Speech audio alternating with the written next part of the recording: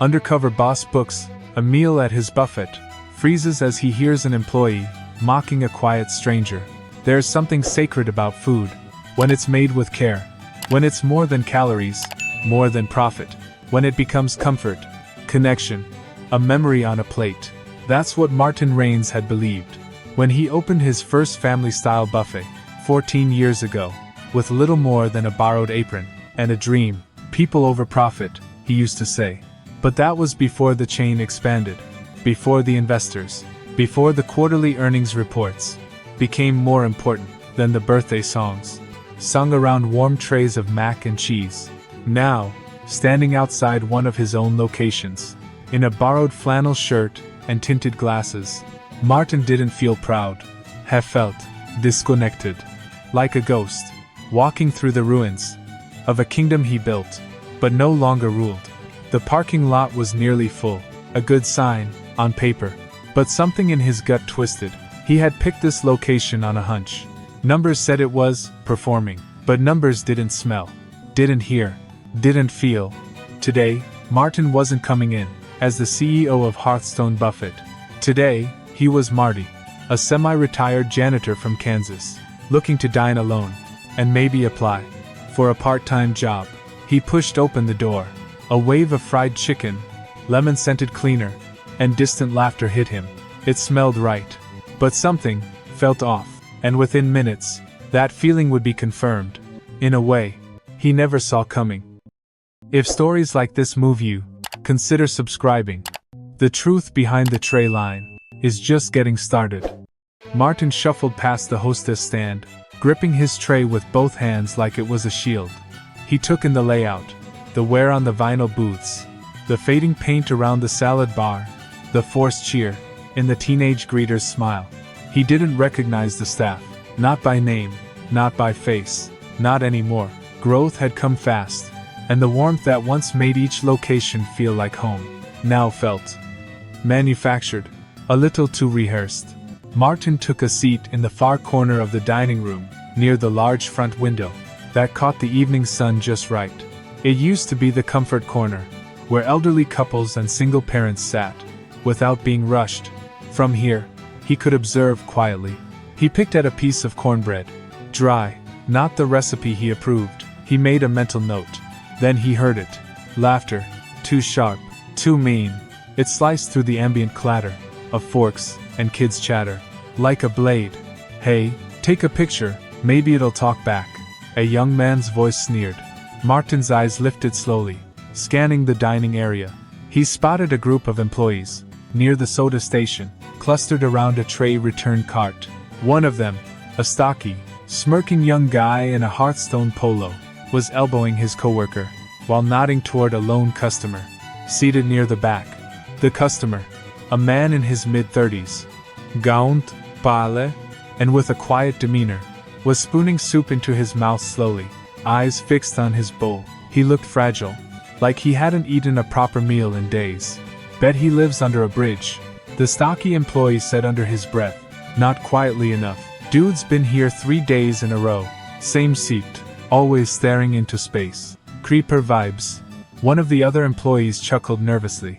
Another nudged him. Dylan, cut it out. Martin's hands tightened around his tray. Something sharp pressed into his chest. Is this what my team has become? Dylan strutted off toward the kitchen, still laughing to himself. The man at the table never looked up.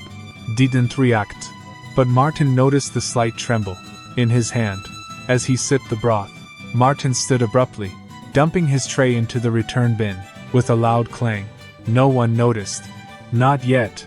He walked slowly past the man's table, glancing at him for a moment longer.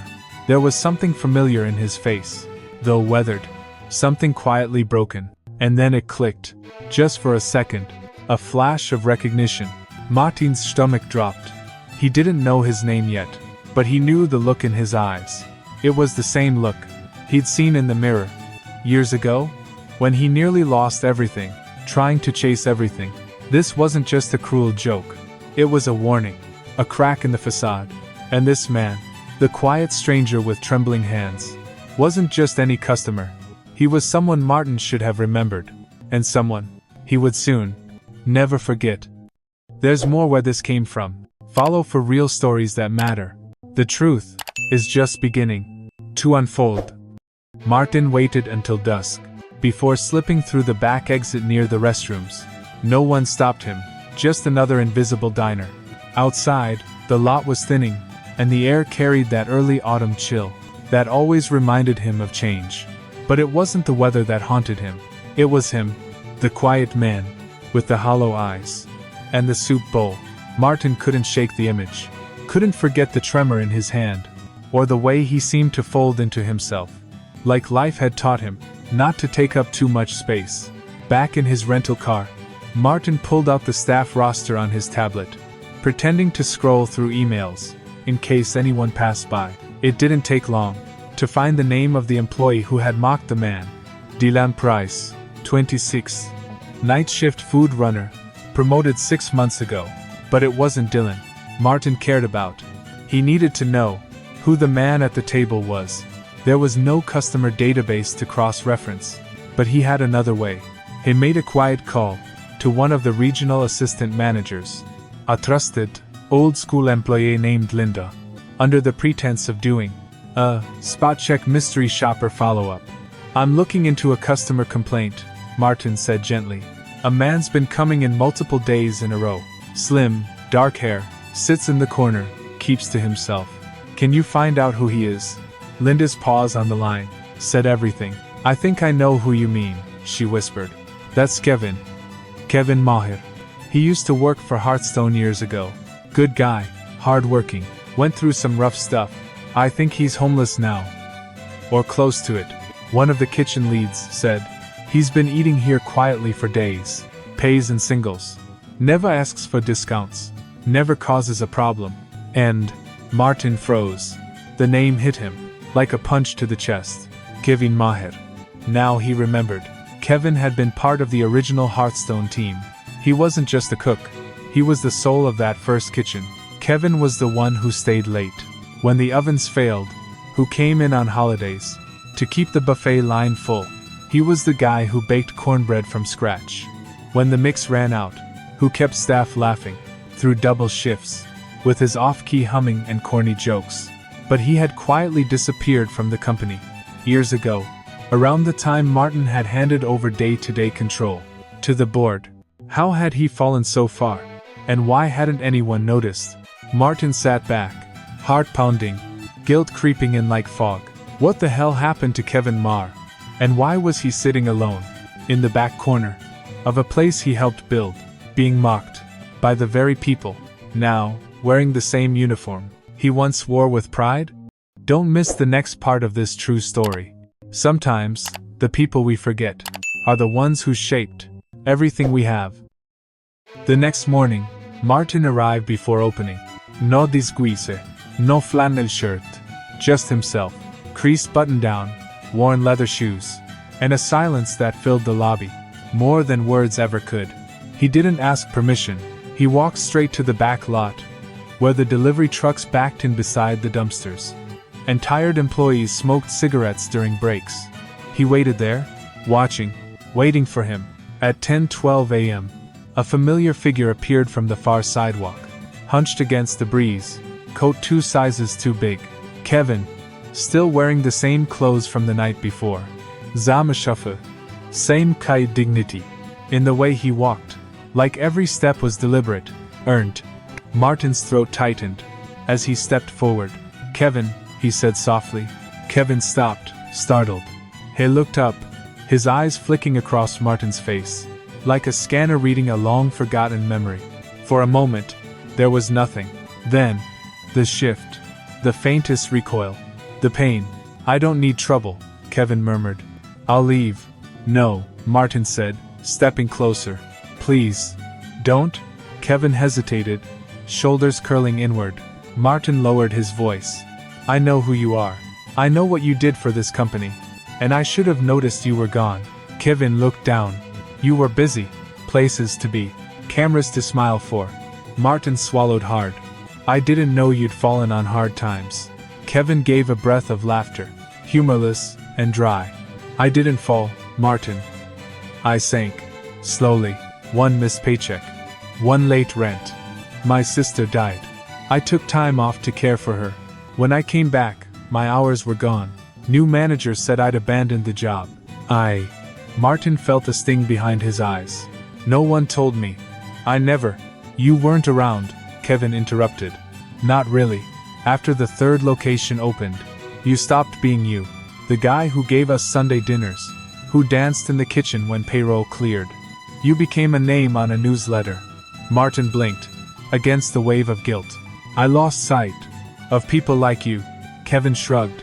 People like me disappear all the time. You just finally looked long enough to see it. End of trial. Silence stretched between them. Then Kevin's jaw tensed. And that kid last night, Dylan? He's a symptom, not the disease. You stopped building a family, Martin. You built a business. That's not evil. But it's not us.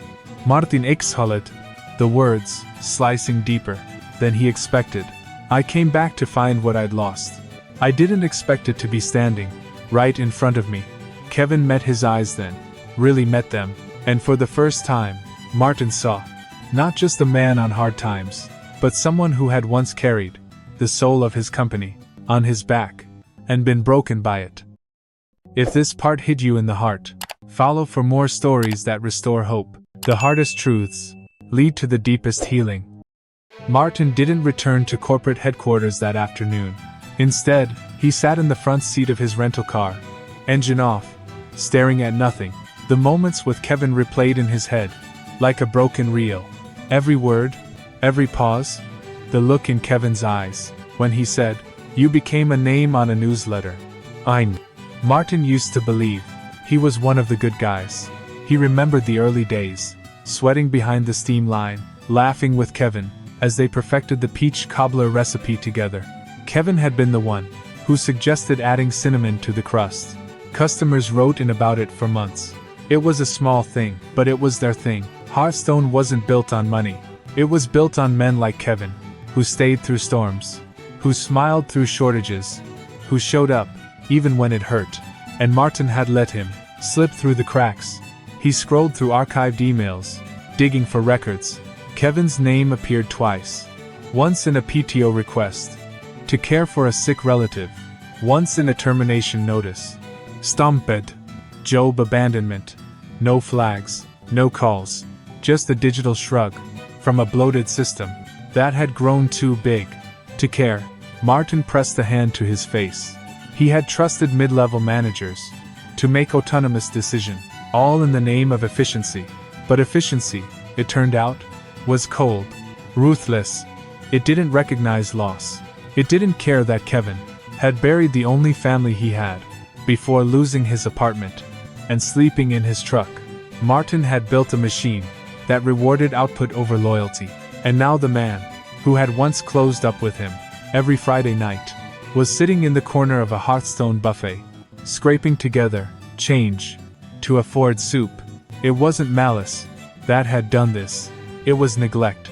And somehow, that was worse. The realization shattered something inside Martin. All the board meetings, stock options, awards for growth excellence, none of it mattered now. He hadn't just failed a friend. He had failed the entire promise of what Hearthstone was supposed to be. A safe haven, a place of warmth.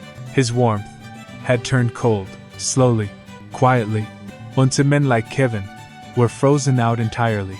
Martin drove back to his hotel room that night and sat alone in the dark. He didn't turn on the television, didn't order food.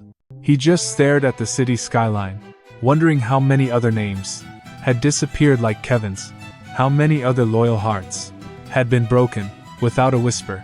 And there, in the silence, he made a promise to himself, one that choked him with its weight. This won't be the end of Kevin Marr's story. Not if I have anything to do with it. And for the first time in years, Martin Raines wasn't thinking like a CEO. He was thinking like a man who wanted to make something right. If you've ever made a mistake you wish you could undo, don't miss what's coming next. Redemption isn't easy, but it's possible. The next morning, Martin arrived early again, but this time, with intention, not in disguise, not undercover. He walked through the front doors of the buffet, in a crisp blazer and jeans, holding a takeout bag and a folded manila envelope. The manager on duty looked up and did a double take. Word hadn't reached them yet. Martin gave a small nod. Morning. Just here to talk to someone. Don't worry. He scanned the dining room. Kevin was back. Same corner table. Same quiet presence. Sipping coffee like he didn't expect much more from the day. Martin approached gently, setting the takeout bag on the table. Before Kevin could react. Brought breakfast, Martin said. Eggs, fresh. From my kitchen, not here. Kevin looked up, skeptical. You don't owe me food, Martin. I owe you more than that. He slid the envelope across the table. Kevin didn't touch it. Martin continued, his voice careful but full. I looked into your file. What happened? It was wrong. All of it. No one should lose their job like that. No one should have to grieve their sister and lose their home. In the same breath, Kevin's eyes narrowed. You expect me to cry and thank you now? Martin shook his head. Number. I expect you to be angry. I would be, too. Kevin finally opened the envelope. Inside, a formal letter of apology, signed by Martin, an offer to reinstate Kevin, with full back pay, and something more. A custom role, senior kitchen advisor, full benefits, housing stipend, no strings, a second chance. Kevin stared at it, jaw tight, hands shaking, but not from gratitude, from restraint. You don't get to fix this with a piece of paper, he whispered. Martin sat across from him now, voice low. Then tell me how to fix it. I'm listening. Kevin looked away, blinking hard. I'm not your redemption story, Martin. I'm not a PR stunt. I gave everything I had to this place. My heart, my time, my family. And it threw me out like dishwater when I became inconvenient. Martin swallowed. You weren't inconvenient. You were invisible. And that's on me. A long pause. Kevin pushed the envelope back. You want to make it right? Start by fixing the system. Not me. Martin nodded, absorbing the blow. I will. Kevin stood slowly, leaving the breakfast untouched. I'll keep coming here. Not because of you, because the soup is cheap and warm. But don't expect me to be grateful yet. Then he walked out. Martin didn't stop him, didn't chase. Some wounds don't heal with words. They need work. And Martin knew, if he wanted Kevin to believe in Hearthstone again, to believe in him again, it would take more than apologies and job titles. It would take change. Visible, honest, earned. There's more where this came from. Follow for stories about second chances that don't come easy, but are worth fighting for. Martin didn't sleep that night. Not really. He lay awake with a spiral-bound notebook beside him, scribbling thoughts. Between waves of guilt and clarity, Kevin's words kept echoing. Fix the system. Not me. By morning, Martin wasn't just awake. He was lit up. Something had cracked open in him, and through it poured the man he used to be. The founder, the father of Hearthstone, the one who used to know every employee's name and how their kids liked their mashed potatoes. He called an emergency leadership summit. Mandatory. All regional managers, top executives, HR heads, on site at the original Hearthstone location in Tulsa, within 48 hours. No Zoom, no exceptions. When they arrived, some rolled their eyes. Others were nervous. But Martin didn't give speeches. He gave orders. First, a formal internal audit. Every wrongful termination, over the past 5 years, would be reviewed by an independent board. Second, new policy. No employee could be let go without a 2-step confirmation process, a live exit interview, and a review by a human integrity officer, a position that had just been created. Third, Martin didn't just demote Dylan, the employee who mocked Kevin. He fired him, on camera, not for the sake of optics, but to show every manager in the chain that cruelty, no matter how small, would not be tolerated. But even then, he offered Dylan something unheard of, an open path back, if he completed a 3-month empathy training program and volunteered 40 hours at a local shelter. This is not about punishment, Martin said.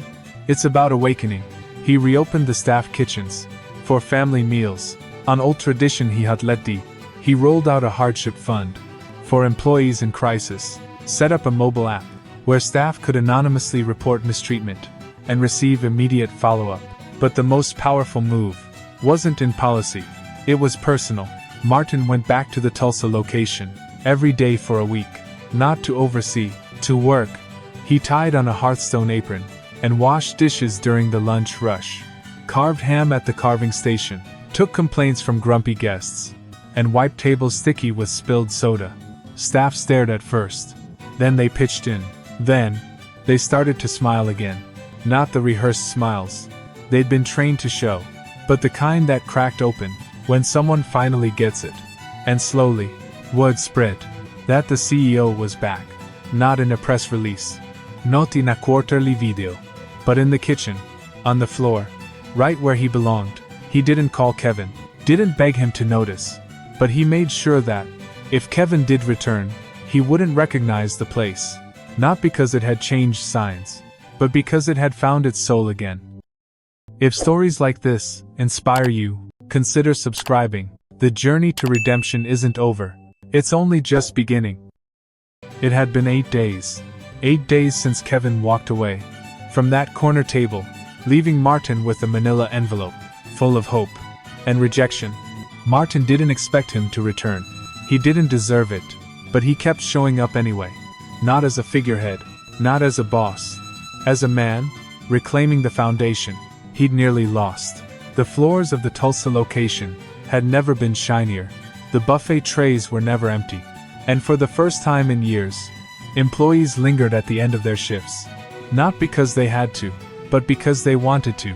The place didn't just smell like home again, it felt like it. So when Martin walked in, on that rainy Thursday morning, and saw a familiar figure at table 14, the comfort corner, his breath caught. Kevin, still in the same coat, but something was different. He wasn't curled into himself this time. He sat upright, hands around a warm coffee mug, watching the dining room with a quiet, cautious interest. Martin didn't rush over. He waited. Kevin gave him a slight nod, barely more than a blink, but it was enough. Martin approached slowly. Didn't expect to see you. Kevin looked down into his coffee. Didn't expect to come back. Martin gestured to the chair across from him. Kevin hesitated, then nodded once. Martin sat. I've been watching the changes, Kevin said softly. Word travels fast, especially among the people who usually go unheard. Martin leaned in. It's not for show, Kevin. None of it. I know, Kevin replied. That's why I'm here. He reached into his coat pocket and pulled out the same manila envelope, folded, weathered, but intact. I'm not here for the title, Kevin said. I don't want a desk job. I don't need a fancy nameplate. O's end. Martin's brow furrowed. Then why? Kevin looked up, eyes steadier than Martin had ever seen them. I want to help rebuild. On the ground. With the crew. In the kitchen. Where it matters. Martin felt something swell in his chest. Not pride. Not victory. Gratitude. You sure? Kevin gave a small, half smile. I've still got my apron. Been carrying it in my duffel. Figured it might matter again someday. Martin let out a quiet laugh. Not because it was funny, but because it was hopeful. And then, without fanfare, without applause, Kevin stood and walked with Martin into the back kitchen. The young dishwasher looked up and froze. Martin patted his shoulder. Meet your new trainer. He'll show you how we really clean a slicer. Kevin took the sprayer from the kid's hands and got to work, like he'd never left. But this time, the room was different, because now, they all knew his name. Don't miss what happens when second chances turn into something even greater. Follow for the final chapters of this true story of healing and homecoming. The kitchen hummed like it used to, not just from the sizzle of pans or the rhythmic thump of chopped onions on cutting boards, but from something deeper, a kind of heartbeat, the one that had gone missing when Hearthstone grew too big, too fast, and forgot who it was built for. Now, it was back, and it had Kevin Marr's fingerprints all over it. He didn't walk in like a boss, even though the staff knew who he was now. He wore the same apron, clocked in like everyone else, but the way he moved through the kitchen, teaching, encouraging, correcting without condescension. It was clear. He wasn't just another pair of hands. He was the anchor. On his third day back, Kevin rewrote the prep station's workflow, cut the average wait time by 4 minutes. The line cooks started smiling again, not because they were told to, but because they meant it. On his 5th day, a single mom named Tasha, who just started on desserts, pulled him aside and whispered, "You make it feel like family again." Kevin didn't say much, just nodded, and got back to folding napkins. Word got to corporate, and then, beyond, other locations started asking about the Tulsa turnaround. Managers flew in to see what was happening. What they found wasn't a new system, it was old values, rediscovered. Martin and Kevin didn't talk about the past much. There was no need. They were too busy repairing the future together. Every night, Martin stayed to close, not as CEO, as a man on a mission. Sometimes he and Kevin would end up alone in the kitchen, finishing inventory, quietly humming to the old radio station, playing 80s soft rock. One night, Martin finally broke the silence. "I think I lost who I was for a while." Kevin paused, eyes still on the tray he was wrapping. "Yeah," he said, "but you came back." It wasn't a grand forgiveness. It was better. It was earned. One Saturday, Hearthstone hosted a community night. Free meals for families in need. Local musicians playing on a corner stage. Staff serving with pride, instead of fatigue. The dining room buzzed. Every table full. Laughter, bouncing off the walls. Like it used to, in the very beginning. And there, at the center of it all, stood Kevin, smiling, laughing, wearing his old name tag, now laminated and framed, behind the counter, with a new title underneath. Kevin Marr, Heart of Hearthstone. Even employees from other stores stopped and stared. Something was happening here, something real. One customer, a father with 3 kids, tugging at his sleeves, stopped Martin by the salad bar. "You the owner?" Martin nodded. The man smiled. "Don't know what you did different here, but my kids didn't fight once during dinner." "That's a miracle." Martin chuckled. "We just remembered who we are." There's more where this came from. Follow for the final part of this true story, because sometimes, healing doesn't just restore, it transforms. The lights in the buffet dimmed one by one, casting a golden glow over the empty trays and wiped down booths. It was closing time. Martin stood at the entrance, holding the door for the last lingering guests. A grandmother and her wide-eyed grandson, clutching a balloon from the new Kids Eat Free Thursdays promotion. The boy looked up at Martin with the kind of wonder that only children carry. "Are you the guy who made this place?" he asked. Martin smiled. "I helped." The boy tilted his head. "It feels nice here, like, warm inside." Martin knelt to his level, eyes soft. "That's what we try to do. Make people feel full in here," he said, tapping the boy's chest. The child nodded solemnly, then skipped out into the night with his grandma.